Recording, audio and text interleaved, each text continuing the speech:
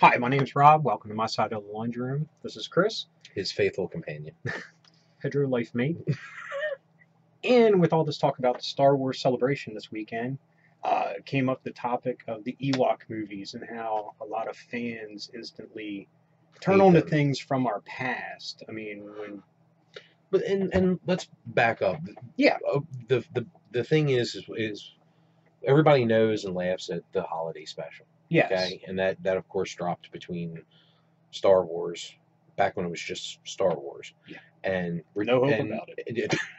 No, and Empire, and Mhm. it was and I like it personally, because it's a real good little snapshot in time Yes. of the late Oh 70s. yeah, variety shows were the thing then. I mean, Yeah, everything you from had Sonny and Cheryl, Partridge well, Family. remember you had the Circus of the Stars and all those different Battle little of the Network yeah, Stars. Battle of the Network Fucking Stars A. and things like that. But then after Return, Mhm. there was two TV movies, Yes.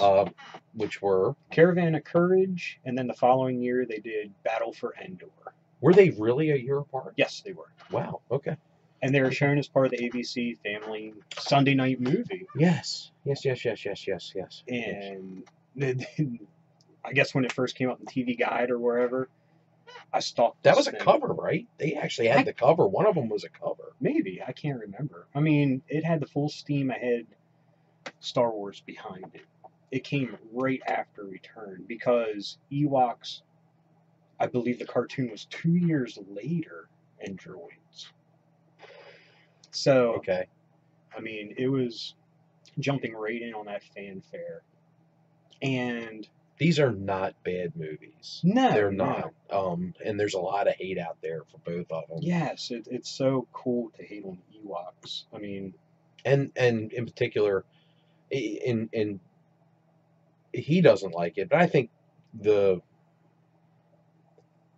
at least there's more attention being shown to the Ewoks in the current mythos and some of the stuff that's being written. Where before there's been a lot. I know you don't like the direction they're going with it, but at least they're talking about Ewoks. Yeah. Where in the past it's been like, oh yeah, those were those things in Return. Or people just have the hatred. They're Muppets, and just no, it's not a Muppet. It's not. But Yoda was a Muppet. But still, that Yoda from Empire Strikes Back is still better than any CGI one. I'm sorry. There's like more emotion in that. With the exception of the fight scene in Clones. That was really cool. Or when he jumps up and beheads all those clone troopers at the same time. Order 66. That stuff aside, and how the hell can you screw up a puppet from 1980 that looks so great, but then in 1999 it looks like shit. They might as well have just taken a green sock, and it probably had more emotion than that.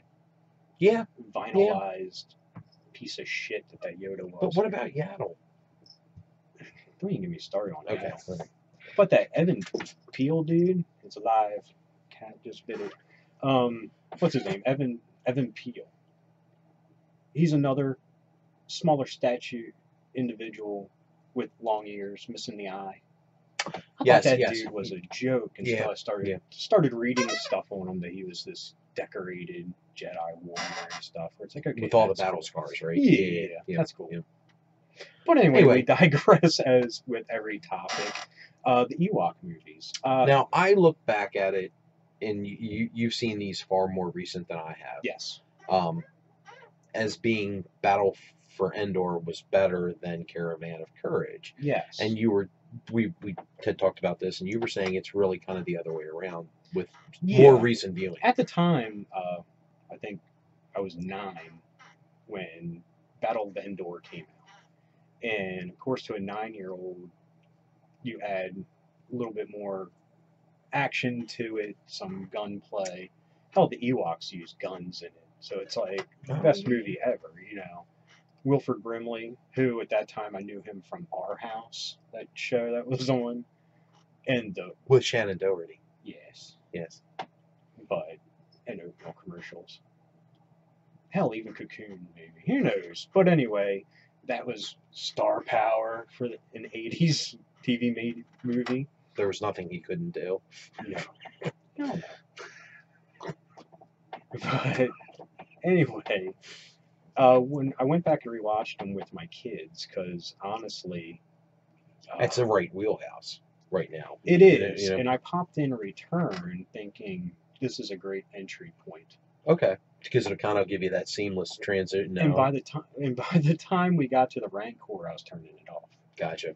Things were different then, because I even, for what it is, brought it up to my mother, and it's like, oh, it wasn't bad for you, and it's like, it's a little bit different. I don't know why, but it is.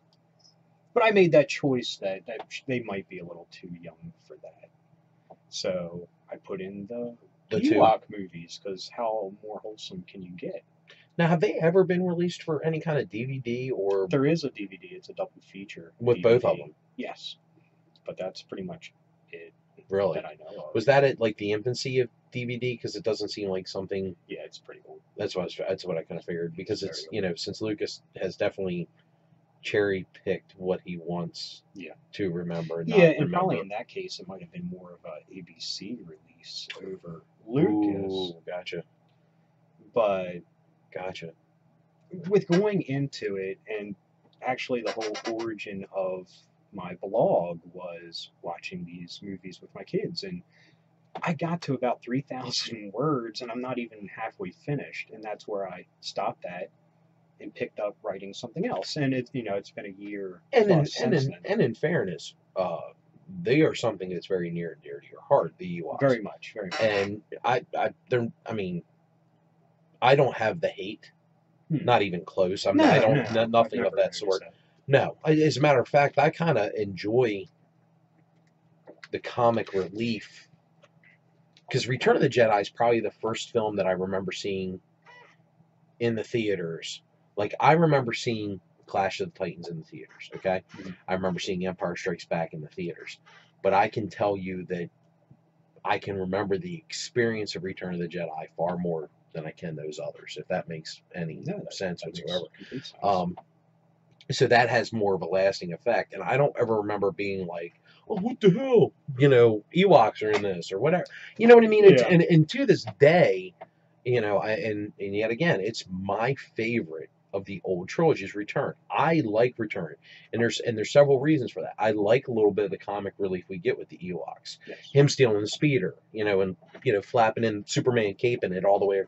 I enjoy that. Exactly. But there's also another great thing about Return that isn't really sold enough, is it's the first time since New Hope that they're all together.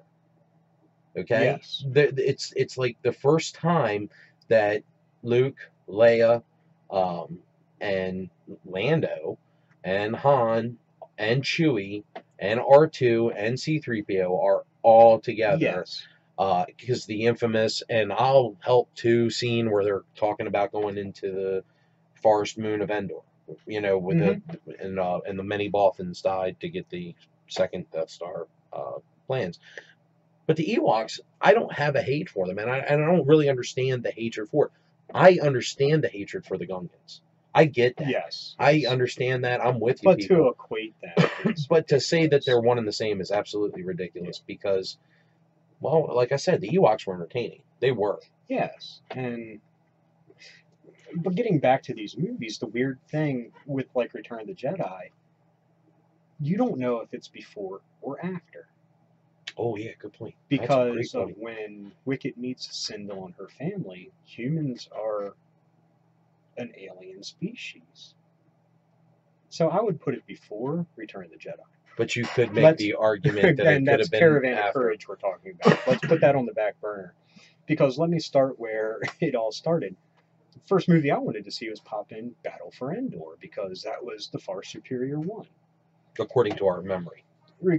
According to our memory. And of course, the first thing, it's like, oh my God, is this going to be like the holiday special? As I don't remember. Is it just going to be, Ewoks talking in their native language with their subtitles? How's this work? Because I forget. Well, quickly learned that Ewok or Wicket can now speak Common. I do remember that. Awesome for Warwick Davis to finally have a speaking role, but when they say that these movies took place before Return of the Jedi. Some say that it does. Why the hell isn't he speaking common later? Right. Why are they shocked and are going to eat the first humans they see? If Sindel and her family had been living with them in the same village, the Bright Tree Village, that is in the movie. So it's not like, oh no, it's a whole separate other part of Ewoks. No. But the thing is, this movie, and it didn't even dawn on me until I saw the first one, that it looks like it's the redwoods right outside of Skywalker Ranch. And it probably was. They had a couple little grass huts here and there, and the Ewoks would scamper into them. And anybody in an Ewok suit other than Wicket gets kidnapped right off the bat. So right there, you cut your production price. Get all of those people, all those suits out of the movie. But they added these marauder people, and that's where, you know, they have guns. And a witch, too, right? That was the... Sorry. That is a whole nother thing when we start dissecting it, because this came after the part, but she is a witch. She's a Night Sister. And all she has is this magic ring that does stupid crap. That she can turn into a raven, you know, that's pretty cool, but it's like, look into my ring.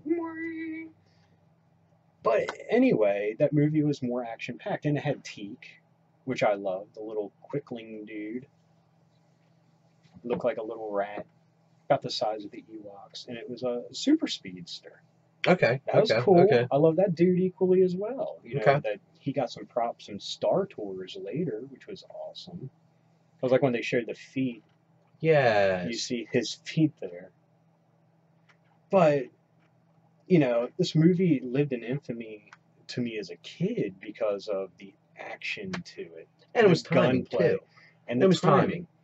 But then, after watching that, the following weekend, we popped in Caravan of Courage. And I'm like, yeah, this is just for the kids. To be honest, much better movie.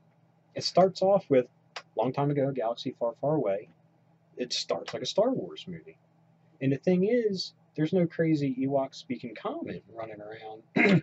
There was narration. It had a narrator. Like, it was a storybook.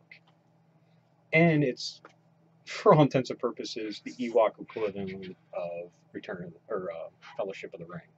Right, because you had all these woodcutter one, and you had the shaman. Yeah. It was awesome. Okay. And many more monsters. They fight the Gorax, which that's one of the first McQuarrie pictures from the Bright Tree Village. And the thing is, they used the same mat that he painted. Okay. Because when Leia first goes in, or no, either that or when they're bringing them up, you know, and it's just this matte painting, and you see the Ewoks swinging, probably on blue screen in front of it, and elevators and stuff going up and down. They use that exact same thing for the village.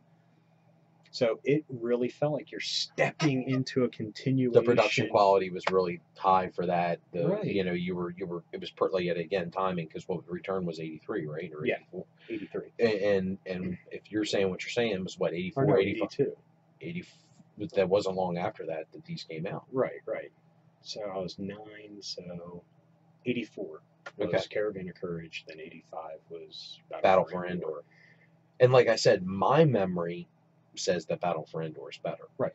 But that doesn't mean... That might be for everyone of our generation, because you put a couple hand cannons... Well, how many of our generation bought those box sets? How many of them have probably, watched them recently?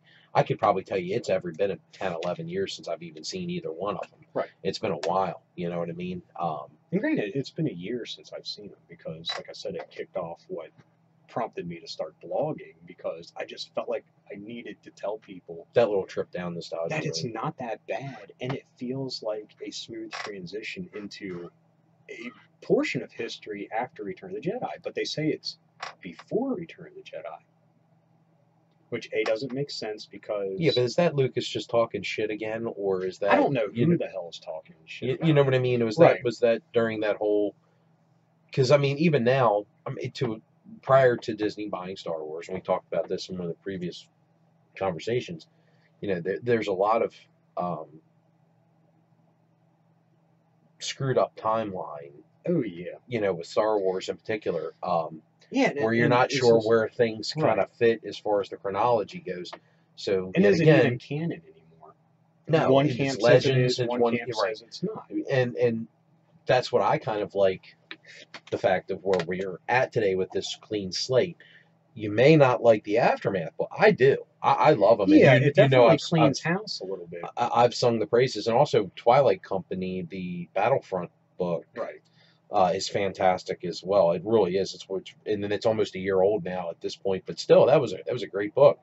And you know, the other thing um, that we've been meaning to talk about is the Battlefront 2 trailer that came out, yes. and Yes. that was I am also a fan of the Battlefront for the Yes, PS4. I really liked it. I know a lot of people didn't. And granted, the trailer is just cinematic. But just still, like with the first Battlefront, that cinematic is nice. is It's really nice. Yeah, I mean, it's beautiful. I like the fact that there's a little bit more. I like that it looks like we're going to get a shot to play on Starkiller Base, certain things like that. And the I space think, battles, yeah, because space some battles of the concept art they showed shows Slave One. Yeah. I mean, so I think you're going to have your Galaxy version of different vehicles, and like the original Battlegrounds games, because they encompass different time periods, and you could do all this crazy shit with it. And can I tell you, I loved Battlefront PS4. Yeah, I mean, I love it too. And I really loved the X-wing TIE fighter parts of that. I did. I really enjoyed it. I played a lot of that. Because I mean, honestly, if you're our age, who didn't dream about flying an X-wing? Or who didn't dream about flying an A-wing? So yes, I know I'm still in my living room, and I know I'm still, you know, but it's the closest I'm gonna get, so I'll take it. So that was to me. That's one of the things I loved about the Infinity game, because you can play all these characters. It would have been more if the game lived on, but you unlock different ships and you can fly them around and do Absolutely things. And people, even in the user created levels, were doing these, blow up 100 TIE fighters, and it's like, sweet.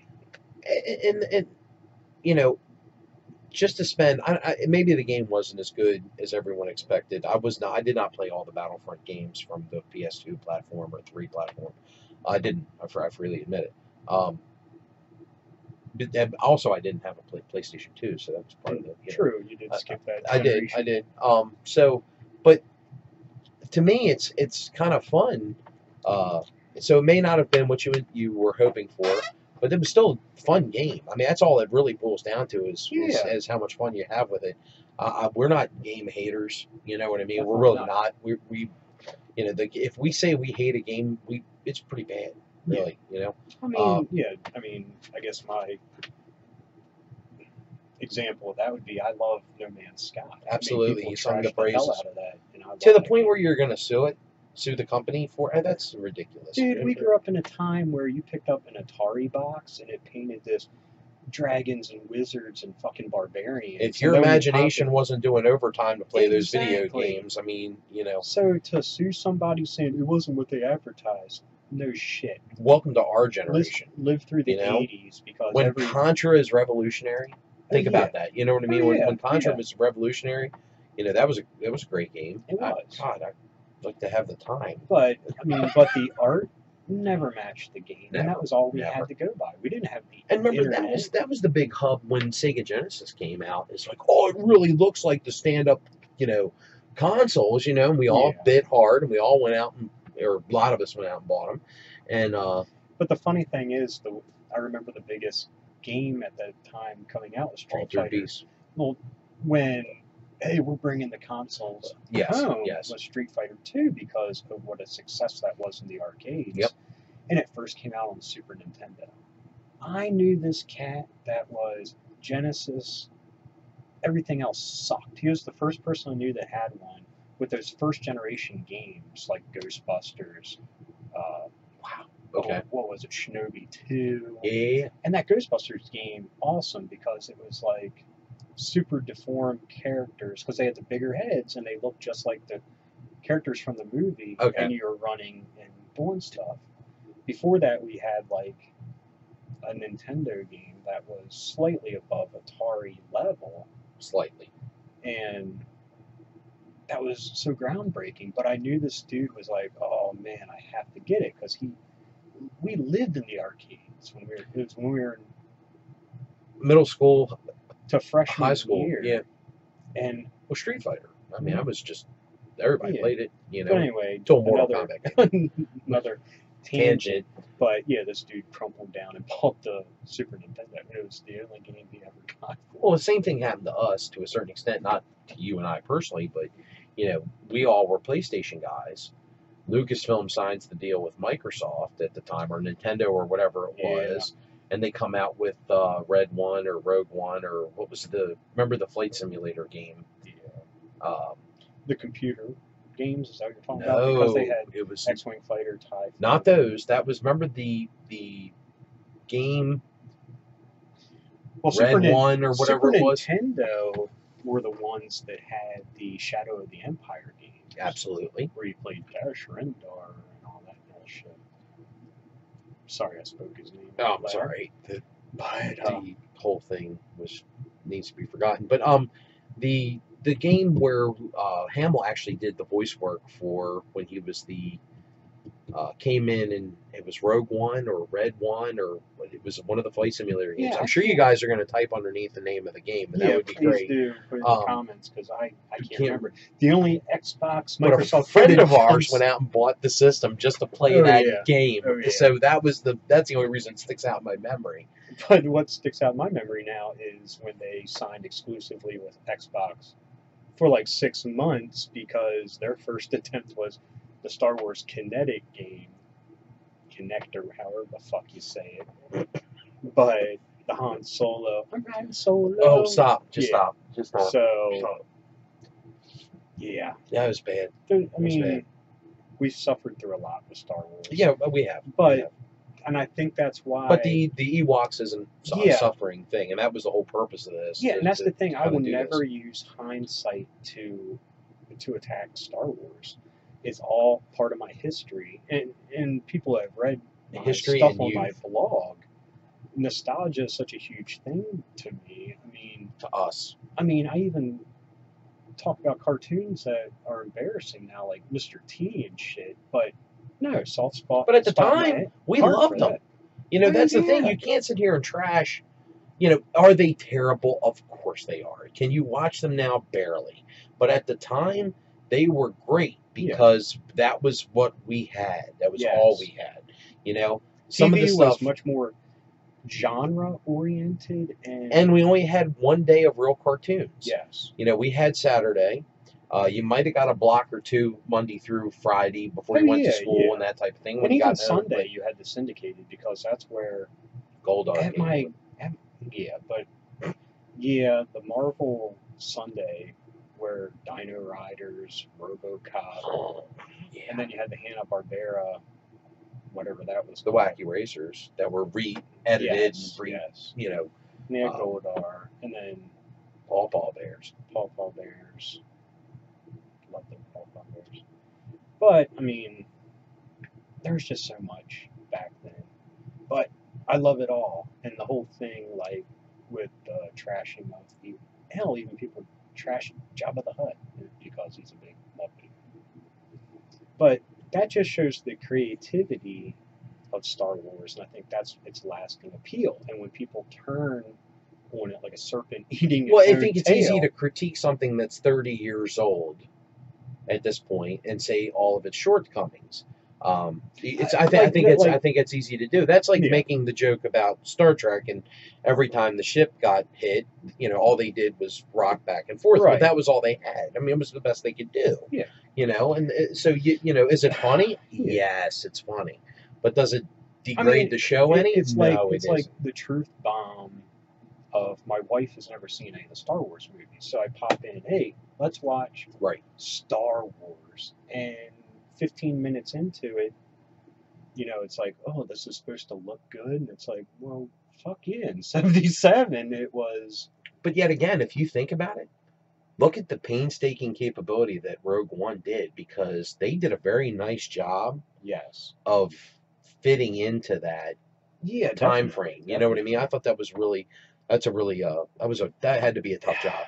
And I think right there is where I have ire more at George Lucas because He didn't even try. no, he was so lazy with it. And yes, I know he's a technophile that wants to, just like James Cameron's turned into, where you have the guy that made Piranha 2, Electric Boogaloo, Terminator, and all of a sudden now it's like the most innovative technology in far as movies go. I mean, Avatar is a beautiful movie. It is. I don't, and I'm excited to see Avatar Land when we go to Disney this fall. That looks very cool. But, and there was a time when I said Lucas should have done what James Cameron did because you have a movie that with all these indigenous creatures and what I felt Star Wars used to be. Like when you went to Hoth, there's creatures of Hoth. You went to Endor. You went to There's creatures of Dagobah. Endor. There's creatures of Dagobah. right, Whatever. and that's yeah, the that's feeling right. That's that right. Avatar first gave me when I saw it.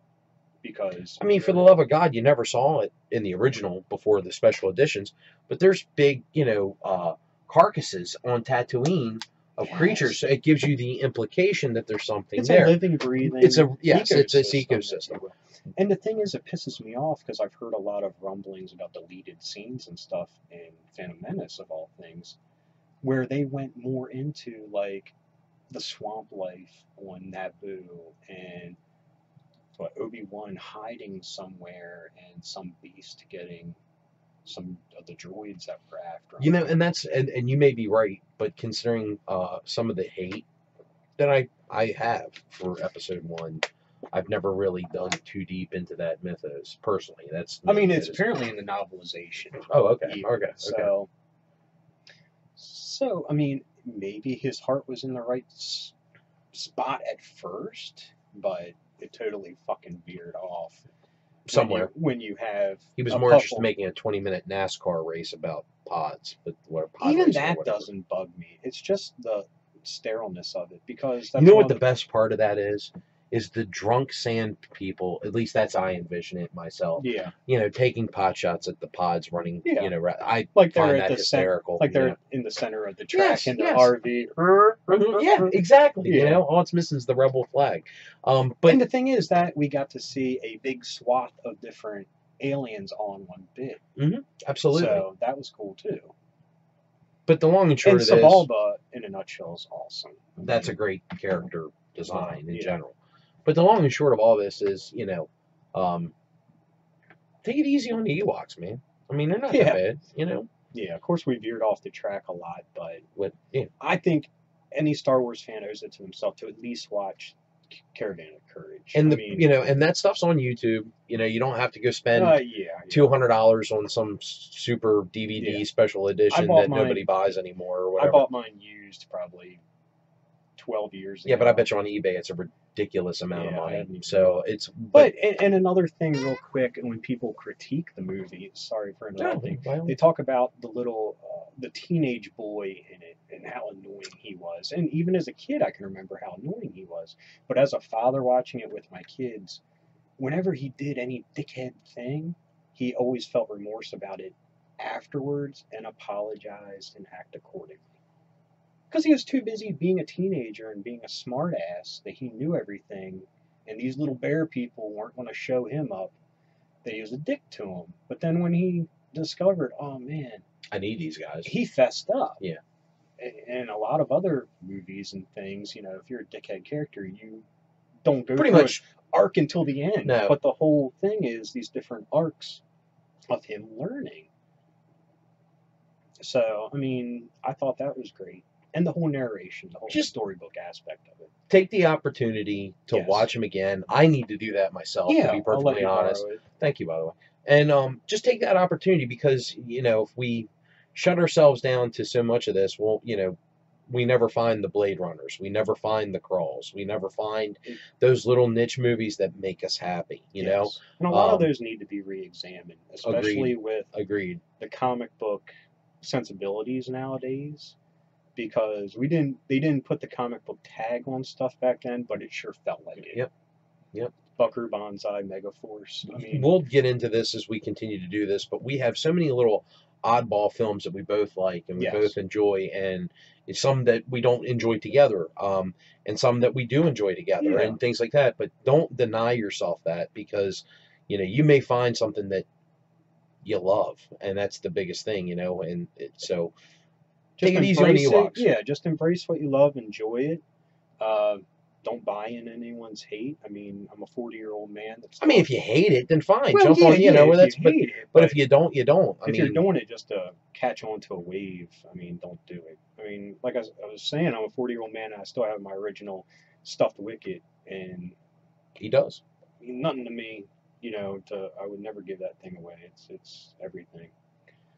But anyway, thanks for watching. Again. If you get a moment, just check out Caravan. And seriously, y'all, honestly, help us out with that game we were trying to think of earlier, because it escapes us, okay? So if you do know the name of it, hook us up, all right? Because we have somebody we really want to put on blast on that, because he bought a $300 system just to play that game. So and it collected dust. And collected dust after that. But he did the same thing with the GameCube to get the pod racing game. He's done it repeatedly. He's done it repeatedly. Whichever it was. Anybody who watches this, they know who we're talking about. Yeah. So anyway, thank you. Thank you. Peace out. Enjoy. Stay dork.